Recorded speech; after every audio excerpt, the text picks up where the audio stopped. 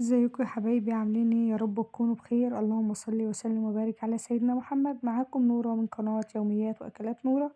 والنهاردة هنبتدي مع بعض كده فيديو جديد وهنعمل الغدا بتاع النهاردة.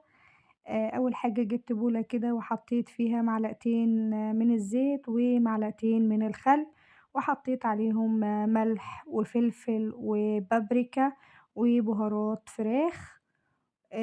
طبعًا الكميات على حسب أو التوابل على حسب الكميات، وحطيت حوالي معلقة من التوم البودر ومعلقة من البصل البودر، ده بدل البصل اللي هو العادي يعني. لو ما عندكيش هتضربي بصلاية كده في الكبة أو تفرميها على إيدِك كده وتنعّميها وتحطيها في الوصفة بتاعة تتبيلة البانيه. وحطيت كمان عصرة ليمونة كبيرة كده، خلطت كل المكونات مع بعضها. ونسيت أقول لكم حطيت كمان معلقة من البابريكا، وده شكل البانيه أهو. ما شاء الله فراخ، الشرايح بتاعة البانيه كبيرة جدًا وتحفة وجميلة جدًا، وده صدر فرخة واحد رامي معايا كمية حلوة ما شاء الله. وبإيدي كده هادخّل كل بقى هاخلط ال التتبيلة في قطع البانيه أو قطع الفراخ، لحد ما تتشرب التتبيلة كلها كده. طبعًا الفلفل والبابريكا توابل الفراخ وكل الحاجات دي على حسب رغبتِك أنتِ، أو على حسب الكمية اللي هتعمليها، سواء هتحطي معلقة أو نُص معلقة أو أنا عمومًا حطيت من كل حاجة معلقة ما عدا الفلفل حطيت منه معلقة ونُص والملح. تمام. وطبعًا غلّفتها كده بستريتش راب وهاركنها كده على جنب، أمّا نشوف بقى إيه اللي باقي لنا في الفيديو. ودلوقتي طبعًا كنت مقشّرة 3 بطاطسات كبار، وجِبت المبشرة بتاعة البطاطس كده عشان هُم كانوا عاوزينه شيبسي مش صوابع. الجملة اللي مش راضية تركب على بعضها دي. تمام. فابتديت كده أعملها شرايح من الشيبسي، لإن أنا باعمل الشيبس حلو جدًا، بس للأسف وأنا باعمل التتبيلة هنا في الفيديو الكاميرا كانت واقفة، بس إن شاء الله أقول لكم عليها. طبعًا أنا بعد ما عملتها كده وحدات من الشيبسي أو شرايح، جِبت بولة كده وهافضّي فيها الشيبسي زي ما أنتم شايفين كده. وعشان هاروح بقى إيه أشطفها مرّة و2 و3 بمَيّة باردة، وبعدين أحُط عليها مَيّة سخنة جدًا، مَيّة سخنة جدًا، وابتدي أتبّلها بقى ليمون، خل، ملح، شطة، كركم. تمام. مَيّة سخنة، ملح وليمون وخل، قُلت إيه، ملح وليمون وخل وكركم وشطة، وهاركنها برضه كده على جنب لحد ما المَيّة بتاعتها تبتدي تهدى وتبرد كده. وبعدين طبعًا هنعمل الcover. كان عدّى وقت كده، بس أنا طبعًا إيه، عدّى حوالي ساعة أو حاجة على تتبيلة البانيه. هابتدي بقى أعمل الcover بتاعه. ده طبعًا كريسبي، اللي هو الكريسبي الأصفر ده باجيبه سايب من عند العطار، وباحط عليه كيس الفيجيتار اللي هو الحار اللي أنتم شفتوه. فبيبقى معادل الطعم، ولا حراق أوي ولا بارد أوي، لإن أنا حاطة معاه كريسبي زي ما أنتم شايفين. الكريسبي بيكون خشن شوية، فبانعّمه سِنّة كده في الكبة الصراحة يعني. في ناس تحبه خشن، لأ أنا بانعّمه سيكة كده في الكبة، لإن اللي كنت جايباه كان خشن أوي يعني الصراحة. اللي هو لونه أصفر ده، الكريسبي الأصفر بتاعها، تروحي عند أي عطار تقولي له عايزة كريسبي أصفر للفراخ هيديه لِك، تقدري تستخدميه لوحده، يعني تنعميه شوية في الكبة و تتبّليه، وتقدري تتبّليه بكيس فيجيتار عادي خالص. وكده جِبت البانيه وهاكسّر عليه كده إيه، أفقّش عليه بيضتين عشان الكمية برضه، ده على حسب، لو شوية صغيّرين هتعملي بيضة واحدة، شوية كتير هتعملي بيضتين، وتحُطّي عليهم سِنّة كده من الفلفل الأسمر، وتقلّبي كده البيض في ده طبعًا اختصارًا للحركة بتاعة بيض ولبن، ومن بيض ولبن لدقيق، ومن دقيق لبقسماط، فاهمين؟ ده اختصارًا لكل هذه الحركات، يعني اللي هو من في ناس مثلًا إيه، تعمل بيض بلبن. أنا كنت باعملها الأول، اللي هو بيض على لبن و معاهم سِنّة فلفل دقيق، وآخر حاجة اللي هو الفيجيتار أو الcover الخارجي. دلوقتي أنا بقيت أختصر كل العملية دي عشان الcover أولًا الcover ما بيفُكِّش، ثانيًا بيبقى طعمها تحفة جدًا، ثانيًا اختصارًا لكل الأطباق اللي إحنا بنوسّخها والكل نطلّع من هنا نحُط هنا، تمام؟ أنتم بتجيبي البانيه وتكسّري عليه البيضتين أو تفقشي عليه البيضتين أو البيضة وت تشرّبيه كويس أوي من البيض اللي كسّرتيه عليه، وبعدين تحطّيه بقى في الcover أيًا كان بقى فيجيتار، كريسبي، بقسماط ناعم، أي حاجة أنتِ عايزاها. اختصارًا للوقت ومجهود كمية الأطباق اللي بتطلع والّا المواعين اللي بتطلع من ورا البانيه، تمام. دلوقتي ما عندناش غير حاجتين هُم بس اللي هنغسلهم، اللي هو الطبق اللي كان متّبل فيه والطبق اللي فيه البقسماط، تمام. باضغط عليه بكَف إيدي كده عشان الcover يمسك فيه كويس أوي زي ما أنتم شايفين كده، يعني باحط الواحدة كده وأحاول أحرّكها كده في الطبق شمال ويمين، باطلّعها بالشوكة عشان إيدي ما تشيلش ما تبقاش مبلولة من الخلطة وآجي أحطها في البقسماط فتشيل كده وتعمل زي عجين كده، تمام. فباطلّع بالشوكة، وباضغط عليها بكَف إيدي كده زي ما أنتم شايفين عشان تعمل طبقة حلوة أوي من الcover، والcover يمسك فيها كويس أوي ما يسيبش، تمام. هاخلّص كل الكمية بقى زي ما أنتم شايفين كده بالشكل ده كده، و ده كده خلاص كل الكمية بتاعتي خلصت أهي. في الآخر على فكرة مش هاحمّر كل ده، يعني أنا هاسيب كام واحدة كده مش هاحمّرهم، هاسيبهم في التلاجة، يعني أنا هاحمّر على قد الأكل. ودلوقتي جِه دور طبعًا الراعي الرسمي للبانيه وألا وهو المكرونة، جِبت حلة حطيت فيها مَيّة، حطيت فيها معلقتين زيت ومعلقة ملح، ونزلت عليها بالمكرونة اللي هي الحلزوني دي، اللي هي الحلزونية، تمام.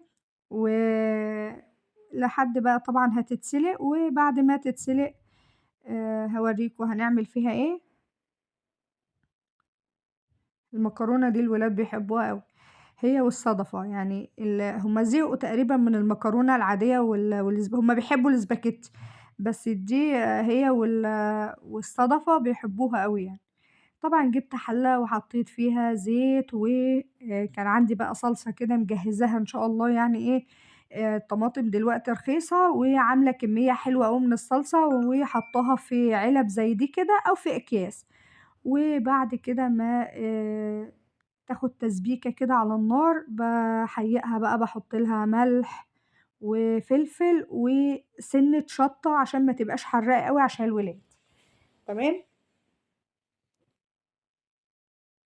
وبقى حطيت ملح وفلفل وسِنّة صغيّرة أهي من الشطة، حوالي ربع معلقة يعني، عشان يبقى طعمها حلو وفي نفس الوقت ما تبقاش حراقة أوي يعني. واسيبها بقى لحد أمّا تتسبِّك كده خالص والزيت بقى يطلع على وشّها كده من فوق، نعرف إنها اتسبِّكت إزاي يا بنات، لمّا دلوقتي الطماطم مخلوطة بالزيت، أمّا بتتسبِّك لو أنتِ مش عارفة إنها اتسبِّكت حجمها بيقل ولونها بيغمق شوية عن اللون ده، وكمان الزيت بيبقى فوق، يعني الزيت بيفصل عن الطماطم، تمام. بعد كده بانزل بالمكرونة اللي إحنا سلقناها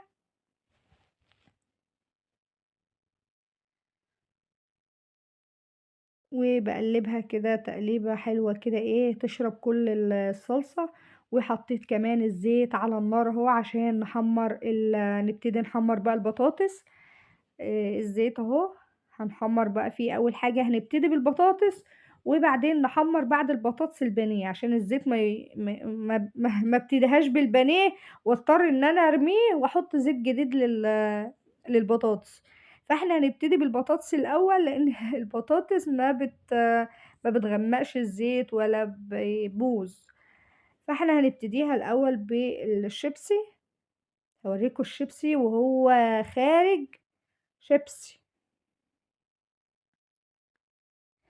المَيّة السخنة مع الإضافات بيدّي له طعم وخربشة كده وقرمشة كده فظيعة، فظيعة. هاحط على قد ما الطاسة تاخد، حاطة أنا كمية زيت كويسة يعني، ونقلبها تقليبة كده ونطلعه لونه فاتح، ما نستناش لحد ما لونه يبقى دهبي غامق، احنا بنطلعه الدرجة الأولى من الدهبي، اللي هو الدهبي اهو الدهبي الفاتح، مش بستنى لحد ما يبقى دهبي غامق. تمام. بتبقى البطاطساية لسه لونها أبيض، بخبطها خبطتين كده وبطلع أحط في مصفى. ما ينفعش تطلّعي البطاطس وتحطّيها على مناديل لإنها هتطرى، مع إن البطاطس دي مش هتطرى، اعملوها بالطريقة دي وهي مش هتطرى منكم خالص حتى لو على مناديل. طلّعتها في المصفى اللي أنتم شايفينها دي، هاورّيها لكم دلوقتي وأسمّعكم صوت القرمشة بتاعتها. بس بقى إيه، أمّا أحط هُم أخدوا بالضبط 3 طاسات. تمام. باحاول وأنا باحُط كده في الزيت اللي هو إيه، أفصل كل بطاطساية عن التانية بحيث إنها تنزل الزيت لوحدها ما تبقاش ماسكة فيها واحدة تانية، تنزل الزيت لوحدها، عشان لو ماسكة في واحدة تانية هتفضل ماسكة فيها في الزيت. بُصّوا البطاطس، اسمعوا الصوت بقى.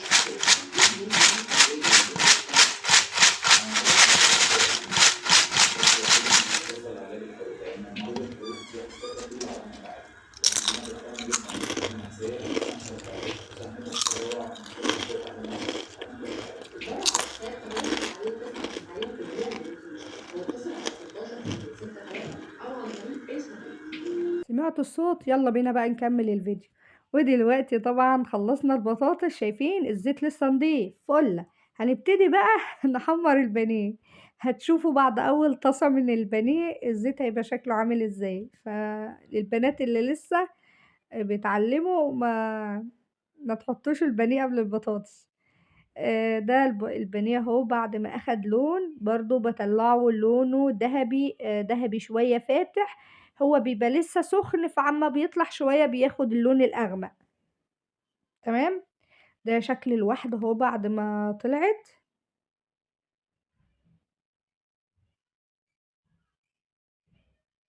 تمام كده.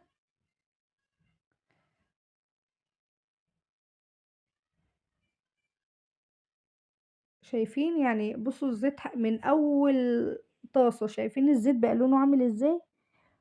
أهو. طبعًا أنا باعمل إيه عشان أرجّعه كده، البقسماط اللي بيبقى زيادة عن الcover بتاع حتّة البانيه بتطلع في الزيت، فأنا بعد كل مرّة والتانية باجيب مصفى صغيّرة كده وبالِم كل الحتت اللي وقعت الصغيّرة دي. تمام. ده شكل البانيه طبعًا بعد ما خلّصناه، وده البطاطس. كده إحنا خلاص هنحط الغدا، وبألف هنا وشفا للي أكل، واتفضلوا معانا اتغدوا معانا. الراعي الرسمي للبانيه اللي هو المكرونة، والمكرونة وبانيه، وبانيه ومكرونة، بس الولاد بيحبوا الأكلة دي جدًا، وعندهم مميزة جدًا يعني. تمام. ده شكل المكرونة.